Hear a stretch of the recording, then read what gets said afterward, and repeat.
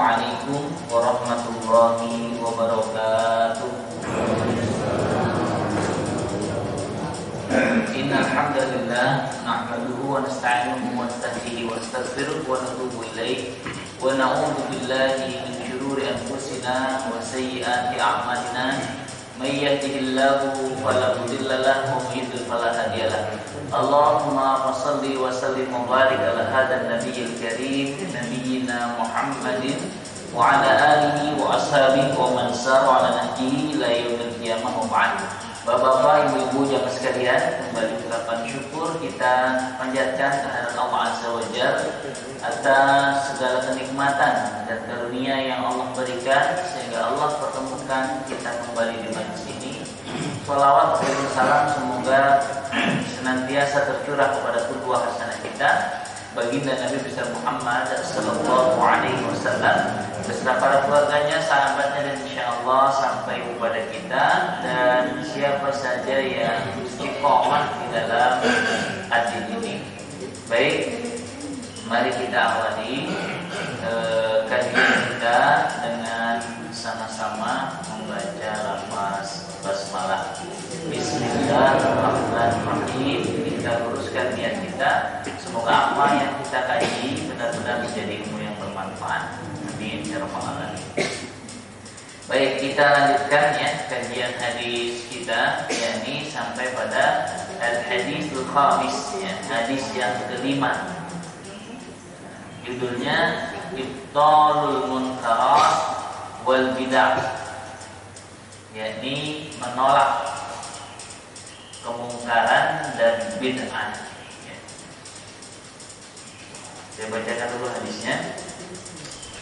An ummil mu'minina Ummi Abdillah Aisyah radhiyallahu anha, dari Ummul Mukminin, ini Ummu Abdillah, Ummu Abdillah ya, yakni Aisyah radhiyallahu anha. Semoga Allah meridai Aisyah, karena Aisyah disebut dengan ibunya orang-orang mukmin.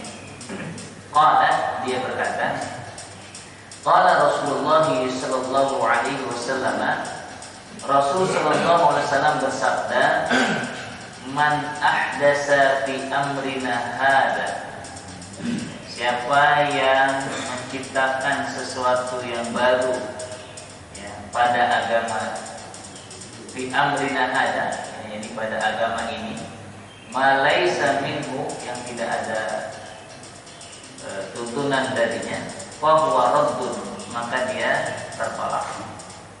Jadi siapa yang menciptakan hal baru dalam agama ini ya, dan dia tidak ada katakanlah dalil yang menyertainya, fahuwa raddun, maka dia tertolak. Rawahu al-Bukhari wa Muslimun. Hadis ini diriwayatkan oleh Al-Bukhari dan juga Muslim. Wa fi riwayati Muslimin, pada riwayat Imam Muslim disebutkan, man amila amalan, siapa yang melakukan sebuah perbuatan, laisa alaihi amruna, yang pada itu tidak ada perintah dari kami, wa huwa raddun, maka dia tertolak. Ini hadis menceritakan tentang hal-hal yang baru terkait dengan bid'ah. Bahasan bid'ah ini termasuk bahasan yang sensitif ya, jadi harus bijak menyikapinya, kemudian kehati-hatian. Atau sebelum itu saya ingin gambarkan, jadi hadis ini secara umum pelajaran yang harus kita ambil adalah bagaimana Rasulullah SAW menjaga kehati-hatian, menjaga kemurnian agama ini dengan hati-hati untuk melakukan hal-hal yang tidak diajarkan oleh Rasulullah SAW. Gitu ya. Jadi intinya menjaga kemurnian. Karena nanti ada istilah bid'ah-bid'ah yang menyimpang, gitu ya, menyimpang. Oleh karena itu Rasulullah ingin menjaga kemurnian agama ini. Salah satu menjaganya adalah ketika waktu itu Umar Ibn Khattab itu memegang lembaran-lembaran Taurat. Ya, dalam sebuah riwayat disebutkan Umar memegang lembaran Taurat. Terus kemudian Rasulullah mengambilnya. Kata Rasulullah, seandainya Musa hidup pada saat ini, maka Musa pasti akan mengikuti aku. Itu maksudnya apa? Udahlah, nggak usah pakai produk-produk yang lain. Ya, meskipun Taurat, Injil, Zabur itu dari Allah Subhanahu Wa Taala, maka gunakan yang terakhir yang dibawa oleh Nabi. Begitupun juga kita, ya. Ini mohon maaf, kadang kalau perkataan orang-orang hebat itu langsung dipakai. Tapi kalau Allah bicara dalam Al-Quran, mohon maaf, kadang diabaikan. Nabi bersabda diabaikan. Tapi kalau misalnya Newton berkata, wah, gitu ya, orang-orang itu baru langsung dipakai gitu ya. Stephen Covey mengatakan, langsung dipakai. Tapi kalau Rasul ini sebuah kritik buat kita, agar bukan berarti kita anti dengan yang begitu, bukan, tapi coba sebisa mungkin ya, kembali kepada kemurnian Al-Quran dan As-Sunnah. Ya. Jadi itu ya. Yang kedua, ingin menjaga kehati-hatian. Jangan sampai kita melakukan sebuah amalan yang amalan itu tidak ada perintah dari Nabi SAW. Ya. Itu secara umum. Baik, kita akan bahas kandungan atau urgensi hadis ini. Ya. Ahamiyatul hadis. Ya. Jadi urgensinya, pentingnya mempelajari hadis ini. Apa disebutkan di sini? Adal haditsu aslun azim min usulul Islam. Hadis ini merupakan dasar yang sangat besar di antara dasar-dasar Islam. Jadi di antara belajar ajaran Islam, maka yang menjadi fondasi di antaranya adalah mempelajari hadis ini. Karena ini terkait dengan amaliyah, ya. Amaliyah itu aktivitas yang kita lakukan. Ya. Maka dalam hal ini disebutkan wa kama anna hadisnya, sebagaimana dalam sebuah hadis, innamal a'malu binniyah. Ya, sesungguhnya amal-amal itu disertai niat. Jadi, ketika kita melakukan amal, maka amal itu harus disertai niat. Ya. Nah, ini terkait dengan hati. Jadi ada amalan hati. Jadi kalau amalan hati itu harus dengan niat. Niatnya harus ikhlas semata-mata karena Allah. Nah, sementara hadis ini berbicara tentang amalan yang sifatnya fisik, ya, fisik. Jadi kalau sholatnya seperti apa, kalau wudunya seperti apa, itu amalan fisik. Tapi kalau yang innamal a'malu binniyat itu amalan hati. Dan setiap orang tergantung apa yang diniatkan. Nah, maka terkait dengan amalan fisik ini, ya, aktivitas fisik ini, maka hadis ini menjadi rujukan. Dan dijelaskan di sini bahwa terkait dengan hadis ini, inilah kemampuan Nabi Sallallahu Alaihi Wasallam ya, di dalam meramu atau memformulasikan sebuah perkataan yang sangat singkat dan padat. Baik, terus kemudian ada beberapa keterangan ya sebelum kita ini. Ada lughatul hadis ya. Dalam hadis tadi ada kalimat-kalimat yang perlu dijelaskan. Ada kalimat man ahdasa. Ya, ahdasa itu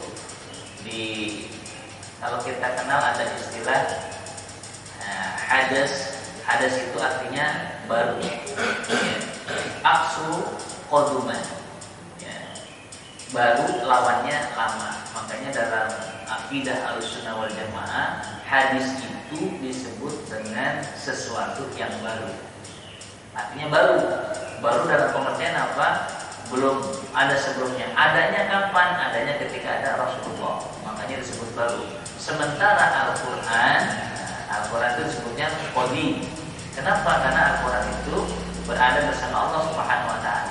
Jadi ini perbedaannya. Sementara waktu ini saya keluar sedikit ya. Waktu fitnah Mu'tazilah menimpa kepada Imam Ahmad terkait dengan Al-Quran, Imam Ahmad mempertahankan bahwa Al-Quran itu adalah qadim. Sementara mereka menginginkan bahwa Al-Quran itu adalah makhluk Allah Subhanahu Wa Taala. Akhirnya Imam Ahmad pun dihukum oleh Mu'tazilah pada saat itu. Jadi kalimat ahdasa itu artinya mengadakan atau membuat. Makanya Ya, tadi hadisnya man ahdasa fi amrina, ya, siapa yang mengadakan dalam agama ini. Nah, jadi mengadakan apa? Sesuatu yang baru. Ini ansya'a wa ikhtira'a min qabli nafsihi wa hawa. Ya, disebutkan barang siapa yang membuat atau menciptakan itu jadi membuat sesuatu yang baru yang Nabi tidak pernah contohkan, tidak pernah lakukan, nah, dia lakukan. Tapi ini nanti terkait dengan bid'ah secara umum ya. Ada bid'ah yang memang dhalalah dan umumnya dhalalah. Bid'ah itu dhalalah umumnya. Tapi juga nanti ada Imam Syafi'i menyebutnya dengan bid'ah mahmudah. Ya, jadi sesuatu yang baru tapi terpuji, tidak tercela. Ada. Nanti ketika dia tidak bertentangan dengan syariat. Ya. Terus kalimat fi amrina, ya, diterjemahkan di sini fi dinina, dalam agama ini. Jadi kalau diterjemahkan man ahdasa fi amrina, siapa yang mengadakan sesuatu yang baru dalam agama ini, ma laisa minhu, yang tidak ada, ya, sesuatu darinya, yang tidak ada ketentuan dari agama itu, fa waradun, maka dia akan tertolak. Ya. Jadi nggak ada dasar syariatnya. Baik, kita bahas fiqhul hadis wa ma yusibu ilaihi. Ya, kandungan hadis dan apa yang diinginkan dari pembahasan hadis ini. Yang pertama, ya, al-islamu ittiba'u la ibtida'u. Ini kaidahnya. Jadi Nabi dalam kandungan hadis ini, Islam itu ittiba, mengikuti. Ya. La ibtida', ya, bukan menciptakan. Yang perlu kita pahami. Jadi Islam kita itu adalah ittiba, mengikuti. Apa yang dibawa Rasul diikuti, bukan ibtida, menciptakan. Ini kayaknya Rasul kurang keren nih gitu. Terus akhirnya kita buat sesuatu yang tidak. Ini kayaknya kalau sholat pakai bahasa Arab kita nggak ngerti, jadi nggak khusyuk-khusyuk. Gimana biar khusyuk? Udah pakai bahasa Indonesia. Nah, itu namanya ibtida, bid'ah namanya. Ya, jadi nggak boleh sholat pakai bahasa Indonesia. Kalau disebutkan Allahu Akbar, apa ya Allah Akbar? Belum mantap nih. Allah yang Maha Besar, segala puji bagi Allah. Wah, itu namanya ibtida. Sementara kita dalam agama ini ittiba, ngikutin Nabi. Ya udah, Nabi sholatnya begitu, kita ikuti. Makanya kata Nabi, shollu kama ra'aitumuni usolli. Sholatlah kalian sebagaimana kalian melihat aku sholat. Jadi nggak usah ngarang-ngarang. Nggak usah ngarang-ngarang. Inilah yang kita inginkan dalam agama ini. Jadi kaidah awalnya al-islamu ittiba'u la ibtida'. Islam itu adalah mengikuti dan bukan menciptakan. Itu kaidah awalnya ya. Disebutkan di sini ya, wa rasulul karim, ya, wa rasulul karim salawatullah wassalamu alaihi, bahwa Rasul yang karim, yang mulia, ya, semoga salawat dan salam tercurah kepadanya, ya, hafadzal Islam min ghururil mufarrafina wa tahriful mubtilan. Bahwa Nabi SAW ini menjaga agama ini, ya. Intinya Nabi menjaga agama ini, jangan sampai agama ini terjadi penyimpangan-penyimpangan, melakukan sesuatu yang melampaui batas tadi.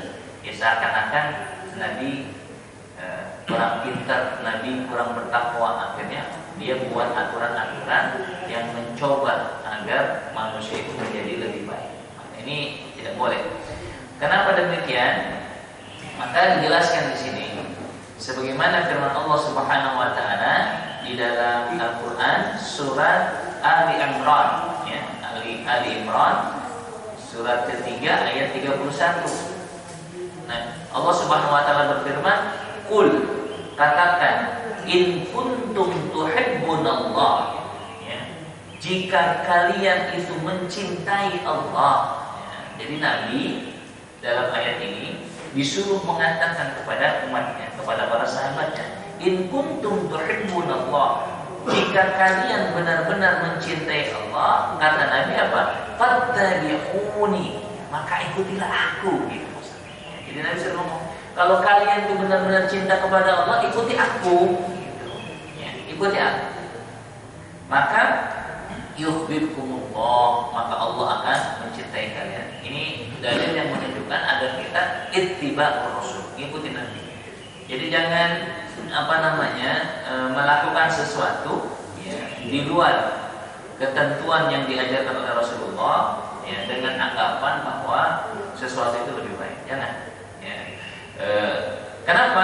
Karena disebutkan kalau benar-benar kalian mencintai Allah, maka ikuti aku. Ketika kalian mengikuti aku, kata Nabi, yuhibbukumullah, Allah akan cinta kepada kalian. Sudah, ikuti saja apa yang dilakukan oleh Nabi SAW. Terus kemudian Nabi juga menjelaskan ya, sebagaimana di dalam Al-Quran surat Al-An'am ya, Al-An'am, Allah Subhanahu wa taala berfirman, wa anna hadza sirati, kata Nabi. Nabi menggunakan kalimat anna, sebuah penegasan. Wa anna hadza sirati, kata Nabi, dan sesungguhnya jalanku ini ya, mustaqiman, lurus. Ya. Jadi jalannya Nabi itu jalannya lurus. Fattabi'uhu, maka ikutilah jalan itu oleh kalian. Ya. Nabi sudah tegaskan ya.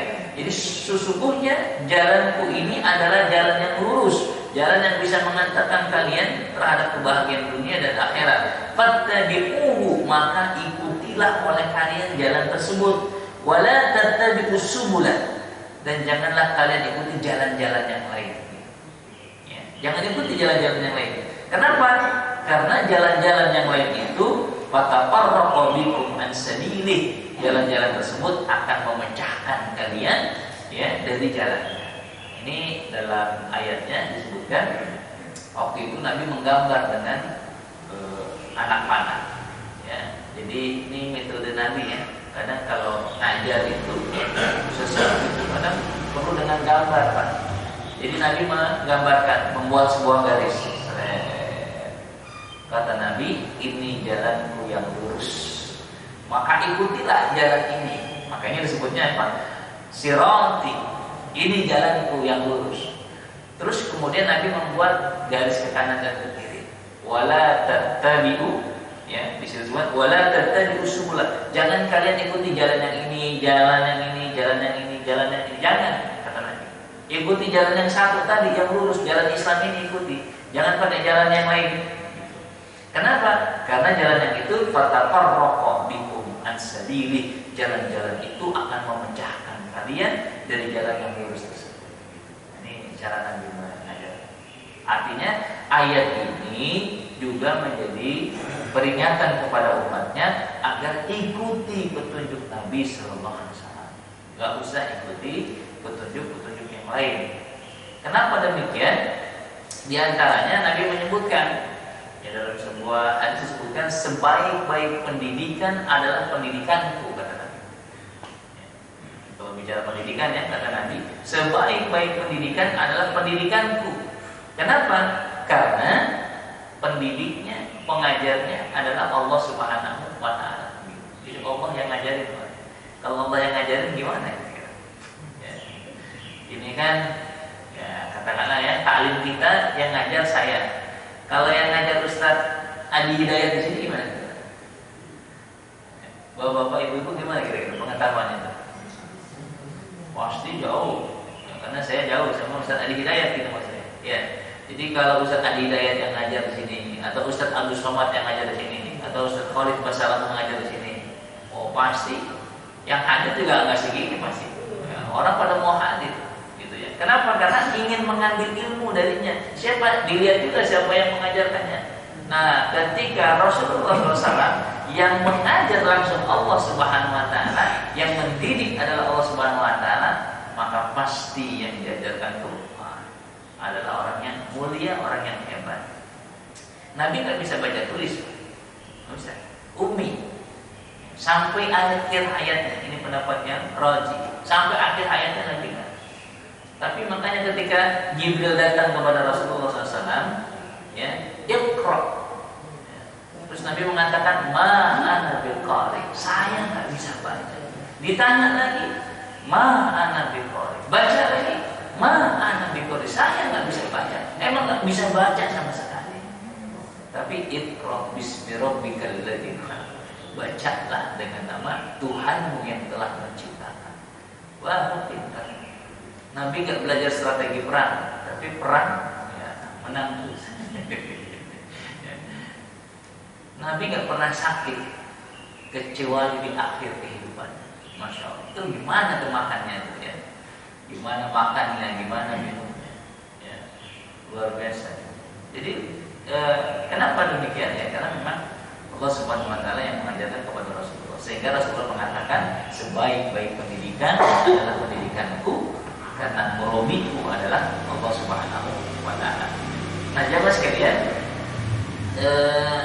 itu terkait dengan ayat Al-Quran. Terus kemudian dalam sebuah hadis, ya, sebuah hadis disebutkan begini. Warwa Muslimun fi sahih, ya, fi sahih, ya. Imam Muslim meriwayatkan dalam sahihnya, ya, anna Rasulullah sallallahu alaihi wasallam kana yaqulu fi khutbatihi. Ya, sungguh Rasul sallallahu alaihi wasallam berkata di dalam khutbahnya, ya, kata Nabi, ya, khairul hadisi kitabullah, sebaik-baik perkataan adalah kitab Allah, yakni Al-Quran. Ini urutannya. Jadi sebaik-baik perkataan adalah Al-Quran, kitab Allah. Wa khairul hadi Muhammad sallallahu alaihi wasallam, dan sebaik-baik petunjuk adalah petunjuk Nabi Muhammad sallallahu alaihi wasallam. Wasyarrul umuri muhdatsatuha, ya, dan seburuk-buruk urusan adalah muhdatsatuha. Jadi sesuatu yang baru, ya. Jadi seburuk-buruk perkara adalah sesuatu yang baru, maksudnya yang dibuat-buat, ya. Dan disebutkan di sini, ya, wa kullu muhdatsatin bid'ah, dan setiap sesuatu yang baru itu adalah bid'ah, yang dibuat-buat itu adalah bid'ah.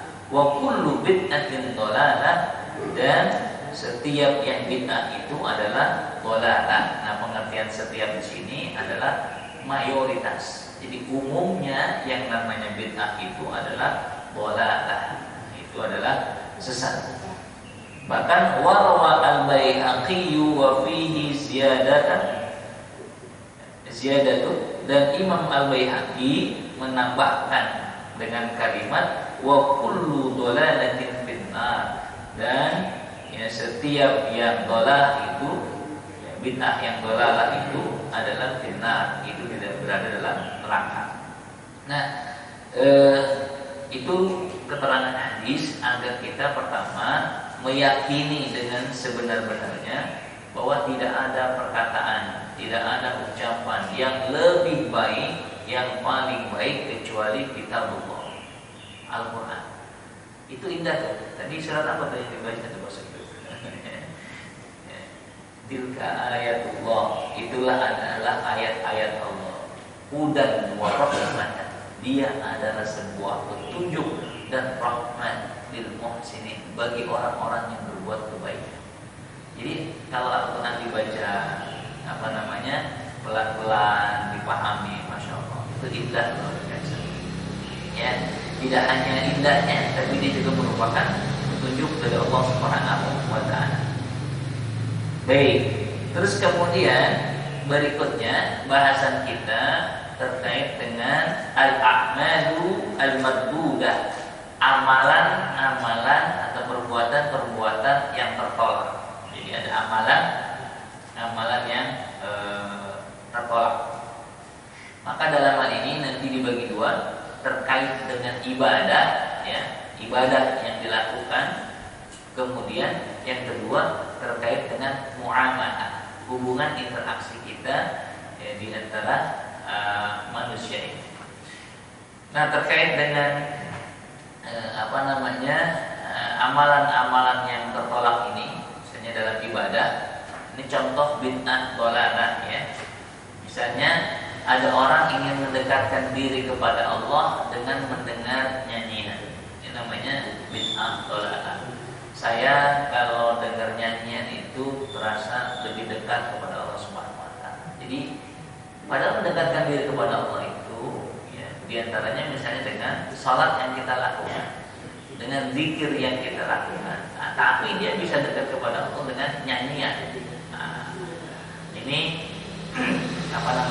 bid'ah dhalalah. Atau misalnya mengagungkan Allah ya, dengan cara melihat ciptaannya, tapi yang dilihat wanita gitu. Nah, bid'ah. Jadi saya kalau melihat wanita itu bisa menambah kedekatan saya kepada Allah. Bid'ah dhalalah. Ya. Nggak bisa seperti itu. Atau juga misalnya di sini dicontohkan ya, mendekatkan diri kepada Allah itu dengan menari. Jadi kalau saya menari, maka itu bisa mendekatkan diri saya kepada Allah. Itu namanya bid'ah dhalalah ya. Atau berbagai perbuatan lain yang bertentangan dengan syara. Enggak ada dalilnya. Enggak ada perintah syariat untuk itu. Ya. Bahkan Nabi sallallahu alaihi wasallam ya, ini pernah ada orang untuk menambah kualitas ibadah puasanya. Jadi saat puasa dia berdiri di tengah padang pasir. Ya, diterik matahari. Kenapa kok puasanya kayak gitu? Ya biar terasa gimana orang puasa gitu. Ya. Kita meleleh gitu ya. Dia enggak, karena dia pikir apa? Dengan merasakan teriknya panas matahari itu semakin berkualitas puasa. Ah, itu menurutnya. Akhirnya sama Nabi dipanggil, sini jangan begitu, puasa itu enggak kayak gitu. Puasa itu ya disebutkanlah istilahnya dia tidak makan, tidak minum, tapi tetap aktivitas yang biasa. Enggak perlu kau menyiksa dirimu dengan cara seperti itu. Gitu. Ya, maka ya kalau ada orang puasa seperti itu bid'ah. Karena Nabi tidak ajarkan seperti itu. Ya puasa saja biasa. Ya. Nah, jadi di zaman Nabi ada juga orang-orang yang mencoba ibtidah, ya, membuat sesuatu yang baru yang tidak diajarkan oleh Nabi sallallahu alaihi wasallam. Ya.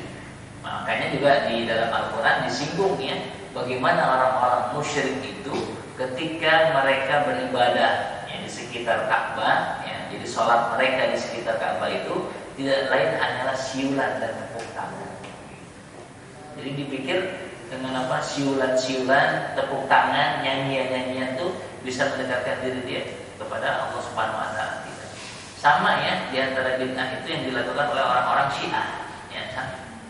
Orang Syiah begitu. Ya, nanti bisa dilihat di YouTube ya beberapa dia pikir itu bisa mendekatkan. Yang diagungkan bukan Allah, yang diagungkan itu Husain.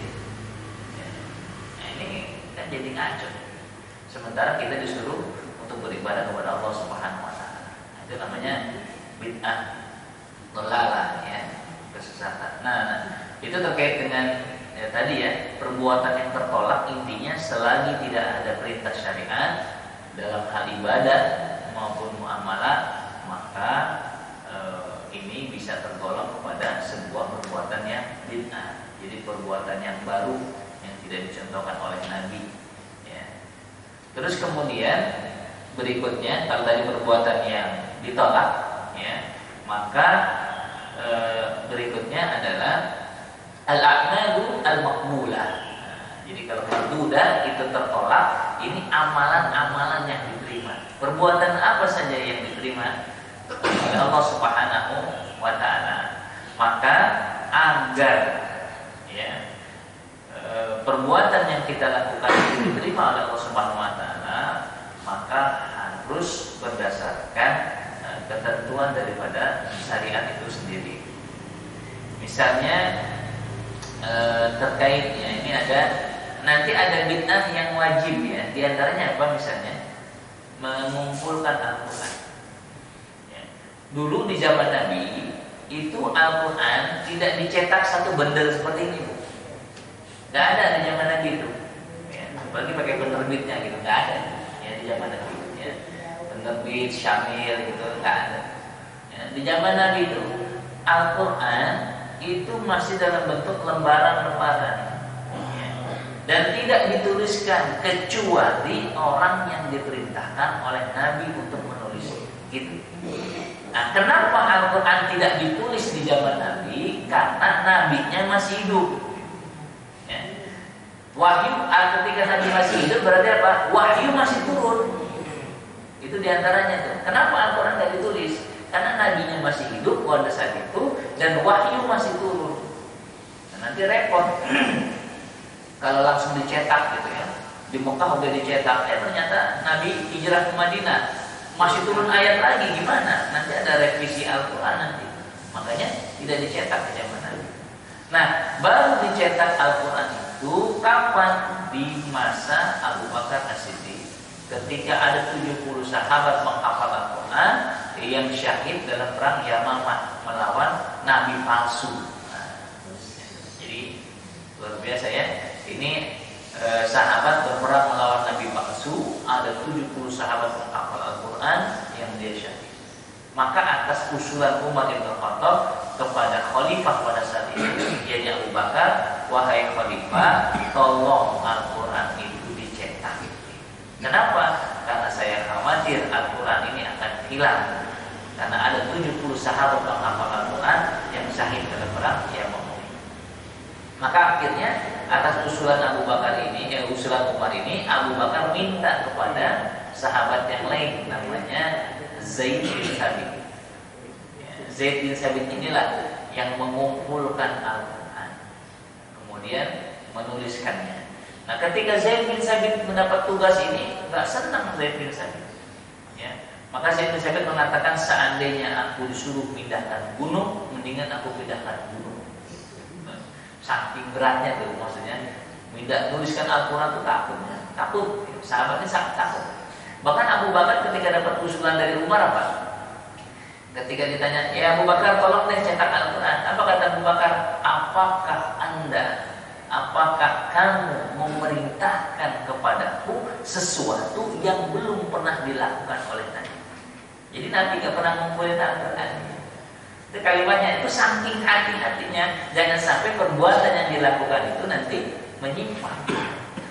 Ya, tapi akhirnya dicetak Al-Quran di masa Abu Bakar. Nah, baru kemudian ketika terjadi perbedaan cara membaca, akhirnya di masa Utsman Ibnu Affan dicetaklah kembali Al-Quran, berikut dikasih gurunya.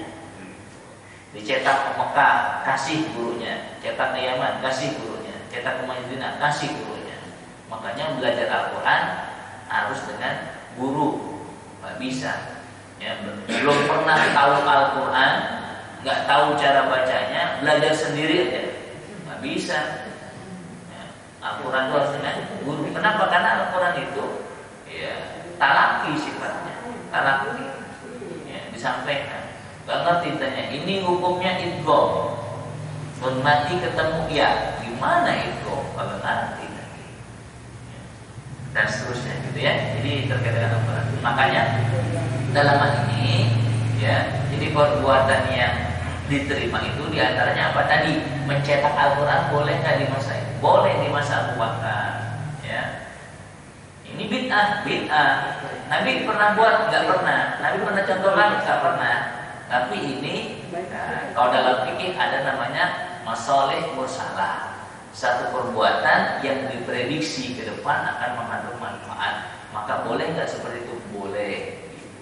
Dan Al-Quran di zaman Nabi nggak jelas ini ya, titiknya, harokatnya itu nggak ada di masa Nabi ya.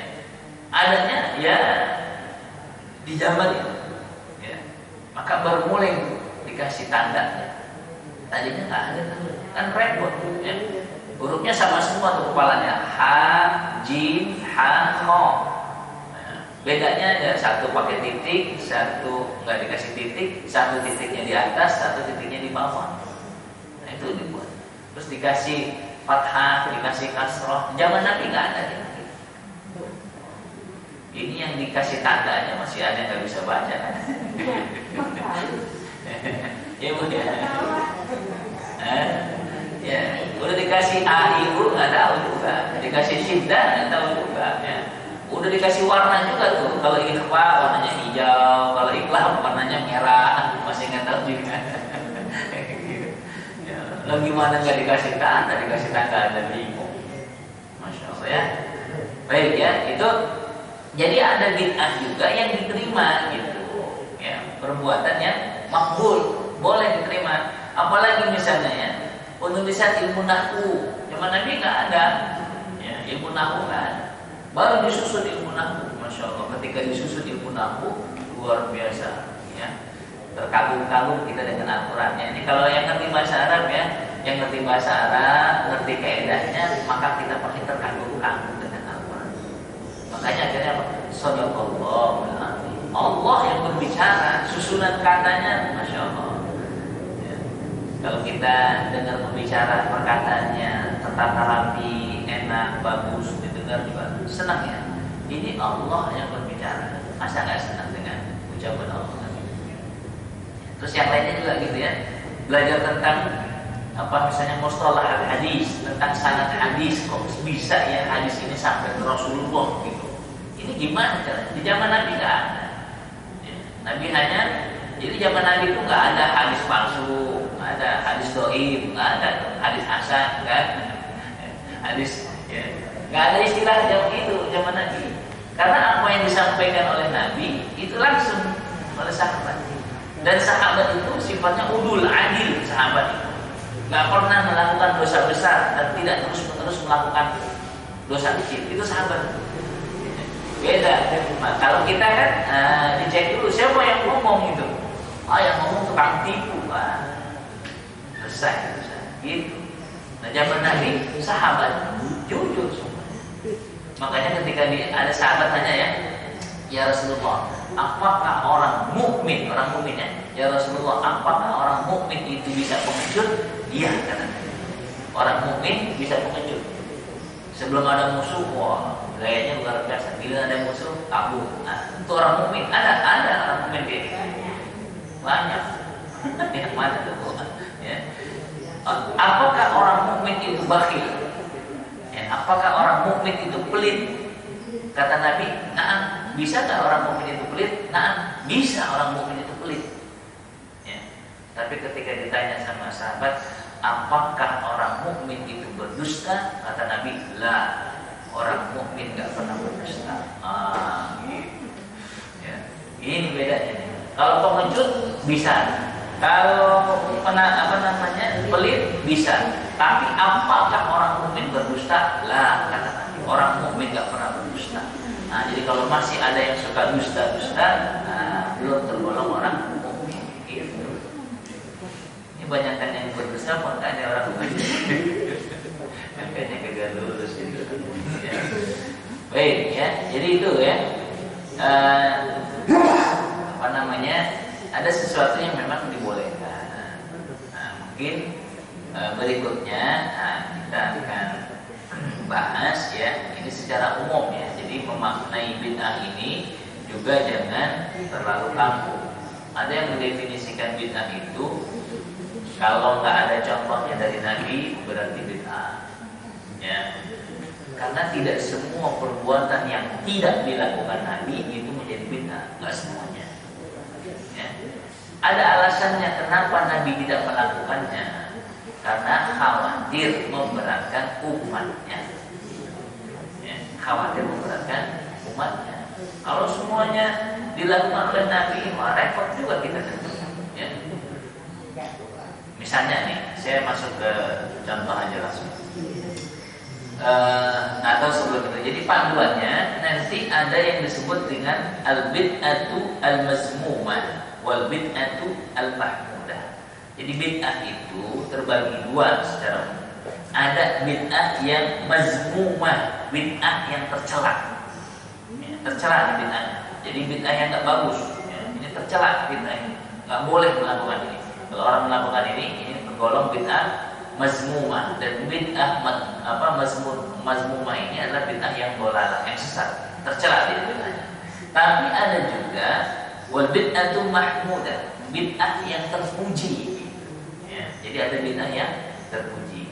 Meskipun Nabi tidak mencontohkan, tapi itu ada landasan syariat yang lain, maka itu termasuk al-bid'ah al-mahmudah.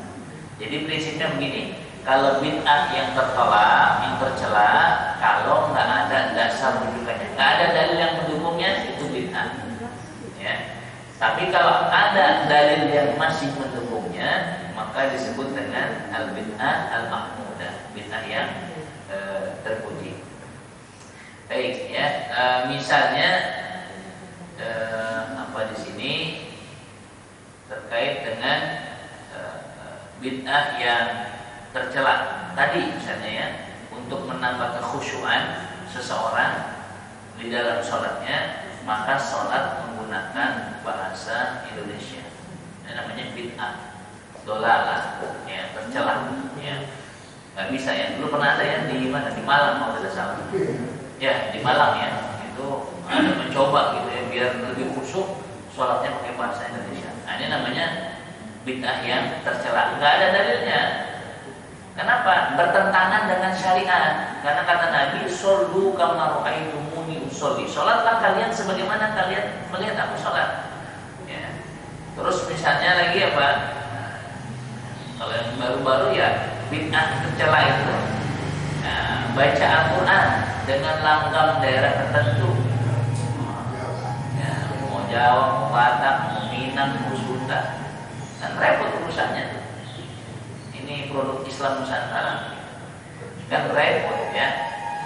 Pakai langgam Jawa, langgam Sunda, langgam repot nanti.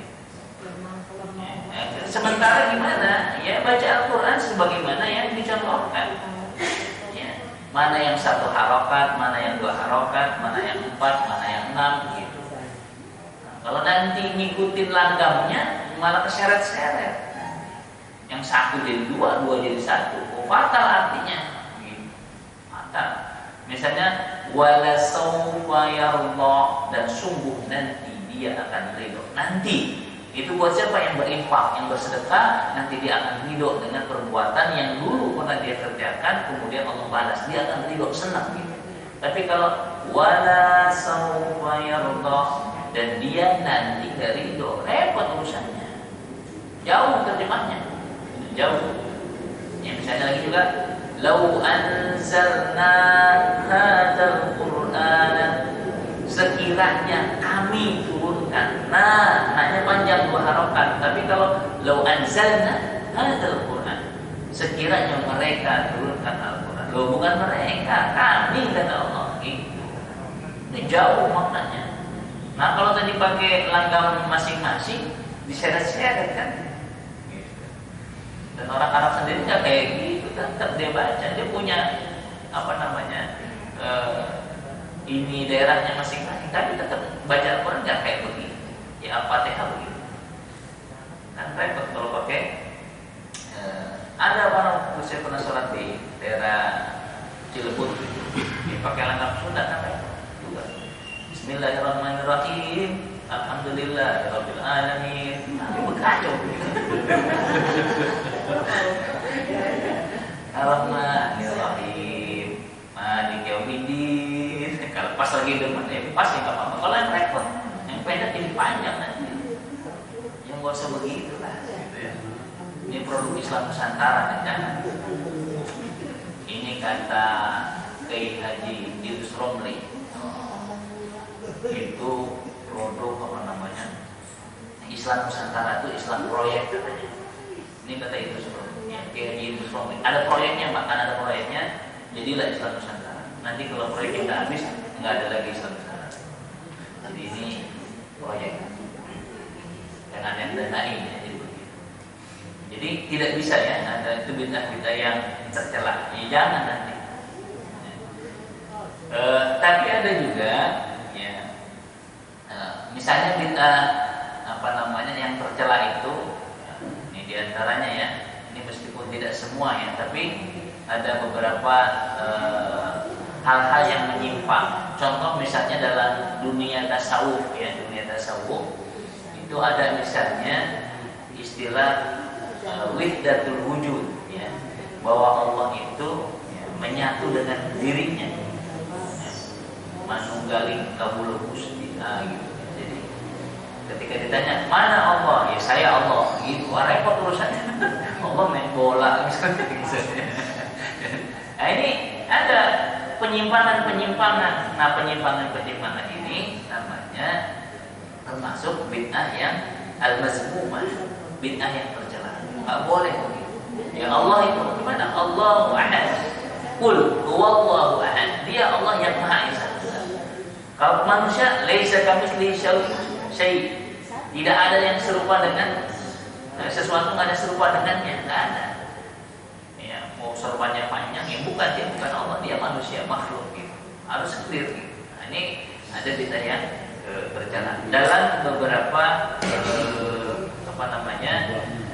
dunia atau bagian-bagian tertentu. Nah, ini termasuk bid'ah as-sani'ah. Atau misalnya apa lagi di antaranya meminta keberkahan dengan benda, bid'ah. Ya, apakah itu keris ya, senjatanya, apakah itu batu cincin juga sama ya, apakah itu kalungnya, meminta keberkahan dengan itu. Ini termasuk dalam bid'ah yang tercela. Ya, kita nggak boleh melakukan hal-hal yang seperti itu ya, mengagungkan pohon, batu, gunung gitu. Ya. Karena suatu saat disebutkan ya, jadi ada orang-orang muslim itu punya pohon yang untuk digantung gitu. Maka kemudian ada sahabat tuh minta juga seperti itu. Nah, maka kemudian mendengar hal itu ya, maka Rasulullah mengatakan Allahu Akbar, kata Rasulullah. Ini seperti umatnya Nabi Musa minta dibuatkan Tuhan. Kan proses awal penyembahan kepada Allah melalui media berhala itu awalnya kan begitu. Ya. Patung buat apa? Enggak, Pak. Saya tetap menyembahnya sama Allah, cuman patung ini sebagai media agar saya bisa mendekatkan diri kepada Allah. Jadi ibaratnya kalau sholatnya di depan patung dia lebih khusyuk. Itu kan bid'ah. Ya. Nah, ini namanya bid'ah-bid'ah yang tercela. Tapi ada juga bid'ah yang terpuji. Apa? Selagi dia satu, ya, tidak bertentangan dengan syariat gitu aja. Ya. Misalnya kalau sekarang baca Yasin malam Jumat bid'ah enggak? Ya enggak bid'ah. Enggak bid'ah. Baca Yasin malam Jumat enggak bid'ah. Ya. Kenapa enggak bid'ah? Pertama, salah enggak orang baca Al-Qur'an? Enggak salah. Baca Yasin dia enggak salah. Nah, kenapa langsung dibid'ahkan? Ya, jadi nggak bid'ah. Ya, membaca ayat Allah boleh nggak? Boleh. Gitu. Kapanpun, nggak harus malam Jumat, boleh. Cuma saya bisanya malam Jumat, ya nggak apa-apa di Jumat. Malam Senin bisa nggak? Ya bisa juga, ya nggak apa-apa. Setiap hari baca Yasin boleh. Ya. Jadi jangan buru-buru. Nah, kalau ditanya mana yang sahih, gitu.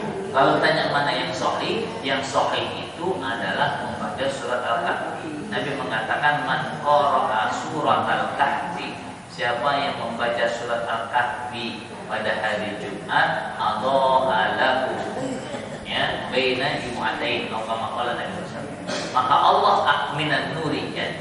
Maka Allah akan memberikan cahaya di antara dua Jumat. Jumat ini dikasih cahaya sampai Jumat berikutnya. Itu lebih jelas, ya, fadilahnya lebih jelas. Ya, tapi juga jangan nyalakan yang baca surat Yasin. Gitu. Ini kan yang bikin berantem pembahasan bid'ah gitu. Baca Yasin bid'ah. Gitu. Baca surat Al-Kahfi enggak. Enggak baca Al-Kahfi. Ya. Jadi kadang gitu, jangan kalau mau ya baca surat Al-Kahfi. Gitu ya. Meskipun lebih lama, kurang lebih 11 halaman. Baik ya. Nah, terus kemudian tadi ya ada beberapa patokannya. Jadi pertama kita memilih sebagaimana Imam Syafi'i mengatakannya. Jadi bid'ah itu ada bid'ah mahmudah yang terpuji, ada bid'ah mazmumah yang tercela. Meskipun secara umum yang namanya bid'ah itu lebih banyak kepada kesesatan. Contohnya tadi ya, dia bisa mendekatkan diri kepada Allah dengan nyanyian, dengan tarian, dia lebih dekat kepada Allah. Terus ibadahnya ditambah-tambah ya, atau dikurang-kurangi ya. Nah, ini termasuk bid'ah dolalah. Terus yang kedua tidak selamanya yang tidak dilakukan oleh Nabi kemudian menjadi bid'ah. Kenapa? Karena ini khawatir memberatkan. Contoh, ya, Imam Ahmad kata anaknya Muhammad, ya, disebutnya Abu Muhammad. Jadi kata anaknya, ayahku itu sholat dalam semalam itu 100 rakaat. Dalam riwayat yang lain 300 rakaat. Oh, Imam Ahmad bid'ah. 100 rakaat, 300 rakaat. Nabi nggak pernah disebutkan sholat dalam satu malam 100 rakaat. Ini yang 11 rakaat aja kakinya sampai bengkak-bengkak 100 rakaat. Nah ini kok Imam Ahmad melakukan, Nabi tidak mencontohkan. Nah, jadi selagi ada dalil yang menjelaskan hal itu, tidak kan juga salatnya tidak dibatasi, ya. Jumlah bilangan rakaatnya tidak dibatasi, nggak ada disebut ditentukan. Terus misalnya juga Nabi menyebutkan, ya, ketika puasa 10 Muharram, orang-orang Yahudi mengatakan karena diantaranya Allah menyelamatkan Nabi Musa, menyelamatkan Nabi Yunus di tanggal 10 Muharram. Kata Nabi, kalian lebih berhak mengagungkan hari Muharram ini, 10 Muharram ini. Seandainya aku hidup di masa yang akan datang, tahun yang akan datang, aku akan puasa tanggal 9. Makanya puasa Muharram 9 dan 10 Muharram. Tapi Nabi keburu meninggal, nggak sempat melakukan 9 Muharram. Jadi bid'ah nggak yang 9 Muharram? Ya enggak, karena Nabi pernah ngomong gitu, tapi Nabi tidak melakukannya. Atau misalnya ada juga beberapa sahabat yang melakukan tindakan kemudian disetujui oleh Nabi. Banyak nih sahabat yang melakukan itu. Ada orang komplain, jadi kalau dia jadi imam selalu pakai alifas, baca surat tambah alifas, baca surat pakai alifas. Ini jamaahnya pada komplain. Ini gimana sih imam bacanya habis surat lain tutup alifas, surat lain tutup alifas. Akhirnya orang-orang ini, ya, cuman repot kalau nggak ada dia, nggak ada yang mau jadi imam. Ya, jadi imam satu-satunya. Cuman jamaahnya gemes, gitu ya. Akhirnya diceritakan kepada Rasulullah, ya Rasulullah, ada di kampung saya jadi imam. Cuman setiap dibaca surat ditutup alifas, nanti dibaca surat lagi tutup lagi alifas. Terus akhirnya dipanggil orang tersebut nama Rasulullah, pengen tahu alasannya apa. Kenapa sih kalau baca Al-Quran ini? Karena aku suka dengan surat Al-Ikhlas. Akhirnya Nabi nggak mencela, Nabi memujinya. Jadi jangan buru-buru langsung salah sesat gitu ya. Ada lagi misalnya sahabat, ya, ketika dia sholatnya, ketika sami'allahu liman hamidah, kan Nabi mengajarkannya, Rabbana walakal hamd. Nah, ada sahabat nambahkan lagi, hamdan katsiran thayyiban mubarakan fi. Nah, selesai sholat, Nabi nanya. Berarti kan Nabi nggak ngajarin itu, ya. Nabi nggak ngajarin bacaan itu. Ya. Sekiranya sholat tanya selesai, Assalamualaikum warahmatullahi wabarakatuh. Tadi siapa tuh? Yang baca hamdan katsiran thayyiban mubarakan fi. Sahabat yang tadi dia baca itu. Siapa tadi yang baca itu katanya? Mungkin takut dimarahin. Dia sampai 3 kali, siapa yang tadi baca ini tadi? Saya ya Rasulullah. Apa kata Nabi? Sungguh aku melihat ada 30 lebih malaikat yang buru-buru pengen nulis pahala orang tersebut. Masya Allah. Oh, alhamdulillah gak dimarahin. Artinya sahabat melakukan sesuatu, cuman ini kan ada Nabi, jadi bisa dikonfirmasi langsung. Cuma maksudnya ada sesuatu yang dilakukan oleh sahabat, terus kemudian Nabi menyetujuinya. Ini dalam hadis namanya as-sunnah at-taqririyah namanya, perbuatan sahabat yang disetujui oleh Nabi. Tapi kalau ada yang salah juga dibenerin sama Nabi. Ya, ketika ada di masjid itu ada tiang, terus kemudian ada kali tambang. Nabi nanya, ini tambangnya siapa? Kata sahabat, ini tambangnya si fulanan, tambangnya ibu-ibu itu. Kok dia pakai sholat pakai tambang? Iya, kalau dia sholat malam, dia ngantuk, dia sambil mengikatkan tubuhnya di tambang tadi. Kata Nabi, copot tuh tali.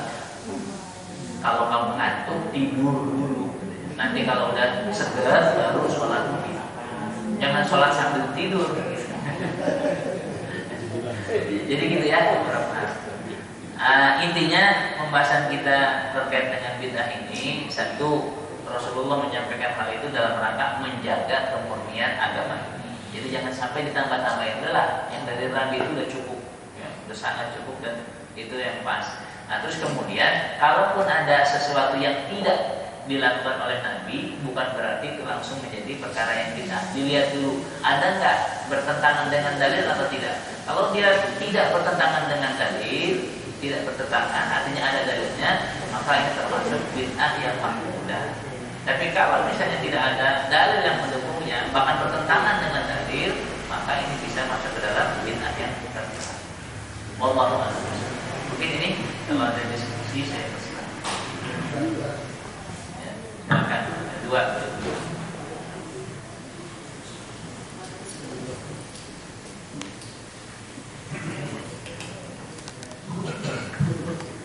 Baik, terima kasih. Ini menyangkut masalah membaca surat Yasin.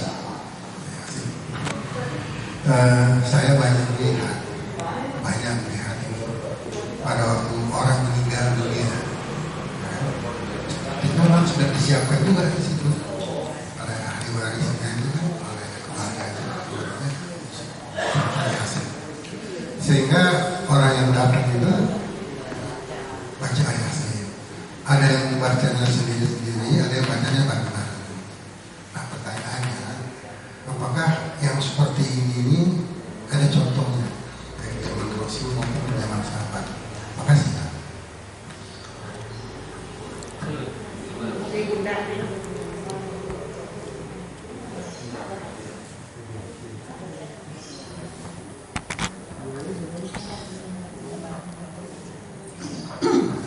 Assalamualaikum warahmatullahi wabarakatuh.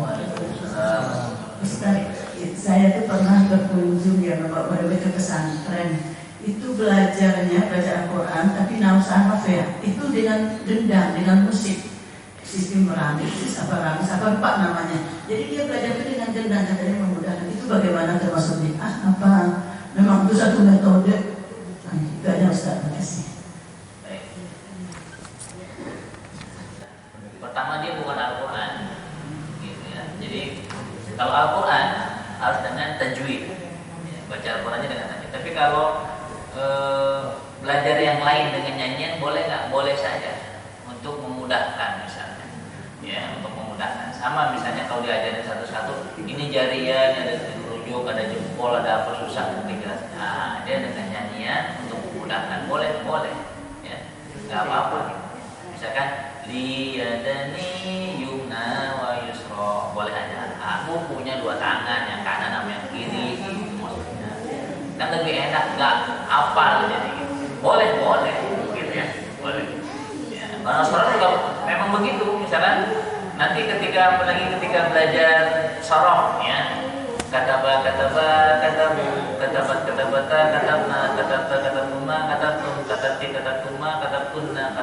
katabna, kalau dinyanyiin kan enak. Kalau kataba, nggak enak, dinyanyiin aja. Ya, kataba atau huwa hum iya hunna anta antuma antum anti antuma antunna ana nahnu, boleh aja. Ya, belajar sholat itu. Kan kalau misalkan dia laki-laki berdua, mereka laki-laki, kan nggak enak. Dinyanyiin biar enak kan. Huwa huma hum iya huma hunna anta antuma antum anti antuma antunna ana nahnu. Dalam bahasa Arab ada 14 kata gantinya. Masya Allah. Kalau Indonesia, makanya Al-Quran ini kenapa diturunkan dengan bahasa Arab? Karena itu yang itu ya. Jadi boleh ya, belajar apanya boleh, kecuali Al-Quran. Kalau Al-Quran tajwid dengan tajwid. Ya. Sama juga ya, baca Al-Quran misalnya dengan tanpa dilafazkan, nggak boleh buka dalam hati gitu. Ya gimana dalam hati idghamnya, dalam hati ikhfa'nya? Ya, panjangnya berapa harakat mana tahu dalam hati. Ya. meskipun pelan dilafazkan.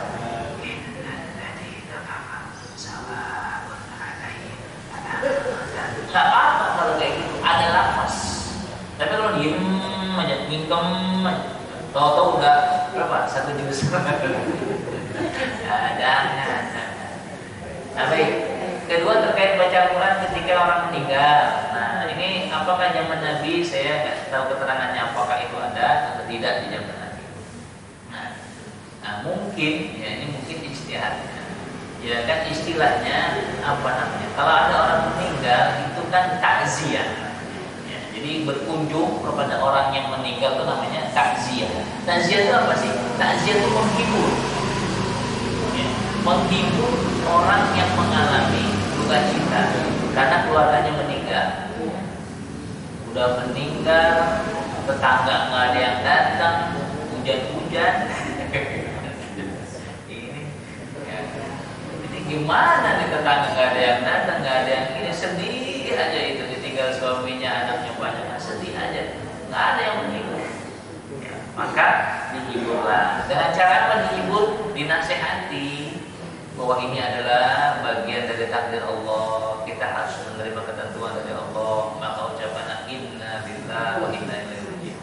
Nah, mungkin terus kemudian kan ngumpul ngapain? Nah,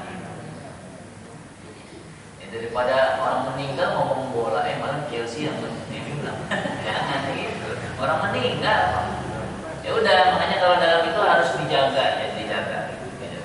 Nah, mungkin ijtihadnya ya baca Al-Quran adalah gitu ya, mungkin buat menghibur. Nah, terus kemudian apa yang bisa? Mungkin bisanya surat Yasin. Makanya surat Yasin dipakai orang nikah pakai Yasin, orang meninggal pakai Yasin. Mungkin karena seringnya, terus akhirnya mereka hafal. Boleh nggak? Nah, boleh apa nggak kalau kayak gitu? Tinggal ditanya maksud dia baca Yasin itu apa. Yang saya yakin dia baca Yasin itu bukan dalam, kan begini, Al-Quran itu ya sebagai peringatan bagi orang yang masih hidup. Ya. Kalau mungkin nanti ada bab menghadiahkan pahala, mungkin itu boleh nggak menghadiahkan pahala? Ini kalau menurut Imam Syafi'i membaca itu tidak nyampe, tapi kata Imam An-Nawawi nyampe. Kata Imam Abu Hanifah mengirimkan bacaan Al-Quran kepada orang yang meninggal nyampe. Nah, makanya apa? Ya sudah, dia baca Yasin, pahalanya untuk si jenazah. Itu namanya menghadiahkan pahala. Ini juga ada ikhtilaf di antara ulama ya. Jadi boleh nggak? Karena kan harusnya pahalanya buat saya, kalau baca Al-Quran kan buat saya, tapi pahalanya saya kasih ke jenazah. Boleh nggak? Ini ada ikhtilaf di antara ulama, ada perbedaan pendapat. Kata Imam Abu Hanifah nyampe, kata Imam Syafi'i nggak nyampe. Tapi kata Imam An-Nawawi, ya ini termasuk muridnya Imam Syafi'i, jalur Syafi'iyah, maka itu nyampe. Ya, sudah, akhirnya begitu ketentuannya. Terus jadi kalau dia membacakan surat Yasin untuk pahalanya dihadiahkan buat jenazah, ya menurut keyakinan yang dipahami itu nyampe. Jadi ini menurut mereka ya, ini para ulama motif. Ya, jadi kita harus mengikuti lah kira-kira pendapatnya para ulama. Jangan menyampaikan sesuatu itu berdasarkan pakai logika-logikaan. Nah, ini persis ceramahnya almarhum Kiai Haji Hasyim Muzadi, ya, mantan ketua PBNU. Ya. Kata dia ini waktu ceramah di Gontor, ya, waktu 90 tahun Gontor. Nah, dia ceramah tuh begini. Jadi kata dia agama itu harus berdasarkan dalil. Dalilnya juga harus jelas siapa yang dijadikan rujukan. Jangan kata dia ini ada pemuda itu berdebat dengan pemuda Ansor. Jadi itu sama Muhammadiyah, jadi pemuda Ansor dengan pemuda itu tentang, kata dia, hukum apakah membaca Al-Quran untuk jenazah itu nyampe atau tidak. Nah, kata pemuda Ansor, gimana hukum baca Al-Quran, baca Yasin untuk orang meninggal, nyampe nggak? Nyampe. Apa buktinya kalau sampai itu? Nah, waktu saya bacakannya sih itu Yasinnya nggak balik lagi ke saya, berarti nyampe. Lah, yang Muhammadiyah nanya lagi, loh, kalau buktinya nyampe, mana bukti kalau itu sudah nyampe? Ya. Jadi kata dia nyampe, buktinya ketika dikirim nggak balik-balik lagi itu paketnya gitu. Nah kata Muhammadiyah, lah kalau nyampe mana bukti penerimaannya kalau sudah nyampe? Kalau agama kayak begini kacau kata dia. Jadi bikin dalilnya kayak gitu jangan, nggak boleh gitu. Paham ya mas saya ya? Nah, jadi udah merujuk aja lah. Kalau saya kan cuma ngutip aja, nukil pendapatnya ulama. Jadi kalaupun nanti ada yang berbeda ya silakan. Tapi di tengah masyarakat seperti itu, yang umumnya seperti itu. Ya. Tapi intinya kalau takziah itu ya begitu, kita menghibur ya, menghibur itu maksudnya ya, apa namanya, agar dia tidak terlalu sedih. Ini bagian dari takdir dan seterusnya. Wallahu a'lam bishawab. Ya sepertinya sasarannya berbeda-beda, seperti petunjuk, hidayah, rahmat, ridho, karunia, anugerah. Itu gimana biasa? Terima kasih. Bahasa Arab itu ada yang namanya mustarak. Yang mustarak itu satu kata memiliki banyak arti. Jadi nggak satu. Ini ada dalam bahasa Arab. Makanya ketika disebutkan dalam Al-Quran ada kalimat salah satu huruf selama 3 masa. Ini masa apa? Masa suci apa masa haid? Nah gitu. Nah, jadi ulama berbeda tuh. Ini diantara apa namanya kata dalam bahasa Arab. Atau misalnya solu, misalkan tadi irji fasli, ulangi sholat. Wa inna kalam tusolli, karena kamu belum sholat. Tapi kalau orang Arab mau misalnya ada kayu bengkok gitu kan, sholil khud, luruskan kayunya. Nah jadi sholli di situ bukan sholat, tapi luruskan. Nah ini gini maksudnya, yang perlu dipahami, makanya tidak cukup seorang yang bisa bahasa Arab itu langsung mencoba memahami sebuah fikih, itu nggak cukup. Apalagi nggak bisa bahasa Arab pakai terjemah, gitu, nggak bisa, ya nggak bisa. Belajar bahasa Al-Quran menggunakan terjemah, memahami Al-Quran dengan terjemah itu nggak cukup karena banyak kata-kata dalam bahasa Arab yang tidak sepadan dengan bahasa Indonesia. Ini mohon maaf ya, ini kita juga harus tahu bahasa Indonesia itu banyak unsur serapan bahasa asingnya. Jadi banyak kata-kata yang nggak sepadan.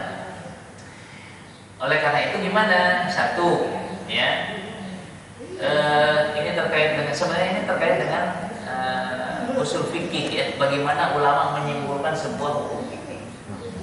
Satu huruf dalam bahasa Arab ini mempengaruhi makna. Beda antara misalnya huruf kha, huruf jim, huruf ha. Beda, salah mengucapkan maka dia akan salah. Oleh karena itu seorang mujtahid itu diantaranya punya 14 ilmu kurang lebih untuk menghukumi sebuah hukum. Jadi nggak cukup cuma bisa bahasa Arab terjemahnya langsung. Ya. Terus yang kedua itu baru satu huruf. Ya. Makanya misalnya ketika ada ayat wamsahu biruusikum, usaplah kepala kalian. Nah, di sini terjadi perbedaan pendapat. Misalnya Imam Syafi'i dan Imam Abu Hanifah mengatakan itu ada huruf B, maknanya sebagian. Maka kalau usap kepala nggak usah semuanya katanya, cukup sebagian itu sudah sah. Tapi kata Imam Malik sama Imam Ahmad itu semuanya, karena ada hadisnya menyebutkan Nabi mengusap dari depan ke belakang, belakang ke depanin lagi. Oh berarti semuanya. Jadi satu huruf. Terus kemudian gimana kalau huruf itu dalam satu kata? Nah tadi ketika dia dalam satu kata, nanti dilihat dalam konteks kalimat apa itu. Ya. Jadi ada kata, yang kata ini kalau digunakan di kalimat ini, maknanya akan berbeda dengan kata ini kalau digunakan dalam kalimat yang lain. Jadi harus tahu dulu. Itu baru kata. Terus kemudian gaya bahasa yang disampaikan. Masya Allah. Jadi itulah keunggulan bahasa Arab. Nah, saya hanya ingin mengatakan kadang Allah menyebutkan hudan. Kalau hudan Ada lagi misalkan hidayah, itu nanti ada kalau mau dilihat di lisanul Arab, Pak. Jadi bagaimana orang Arab itu yang dimaksud, makanya kayak Ustaz Ani Hidayat itu sampai belajar. Kenapa Imam Syafi'i juga sampai belajar ke suku yang ada di Arab yang memang bahasanya masih murni, biar tahu kata itu aslinya apa gitu. Ya, jangan sampai dia nggak tahu. Ini untuk kehati-hatian seorang ulama ya, sampai dia belajar khusus bahasa Arab yang sesungguhnya yang di kampung itu. Nah jadi kadang juga ada kata dalam bahasa Arab saking kayanya orang Arab itu kata-katanya mirip maknanya. Kalau kita mungkin baik, bagus gitu ya, cuma dua. Kalau orang Arab itu punya kata yang padanan katanya itu banyak. Makanya kadang suka disebut berbarengan ya. Kalau disebutkan berbarengan pada satu ayat, bisa satu itu maknanya sama yang dimaksud ya, atau bisa juga kalau disebutkan satu-satu itu menunjukkan berbeda ya. Kadang kata iman sama Islam digabung pada satu konteks hadis misalnya, nanti dalam hadis yang lain kata iman dan Islam itu dipisahkan. Ini di apa namanya? Jadi kadang orang menyebut orang Islam ya orang Muslim ya orang mukmin ya orang Muslim. Ya, tapi kadang dibedakan, kalau Muslim itu sampai sini, kalau mukmin itu sampai sini. Ada batasan-batasan. Jadi wallahu alam terkait dengan kata-kata yang dimaksud ya tadi ada rahmat, ya ada petunjuk, ada hidayah dan seterusnya. Ya kalau secara umum yang namanya hidayah itu berarti kan petunjuk. Petunjuk dari Allah Subhanahu wa taala. Kalau rahmat ini berarti maknanya dari rahimnya Allah, sayangnya Allah, bentuk kasih sayangnya Allah kepada hamba-hambanya. Wallahu a'lam. Alhamdulillah rabbil alamin. Makin tadi kajian pada hari ini dan mari kita akhiri dengan hamdalah. Alhamdulillah rabbil alamin. Subhanakallahumma wa bihamdika asyhadu an la ilaha illa anta astaghfiruka wa atubu ilaik. Wassalamualaikum warahmatullahi wabarakatuh.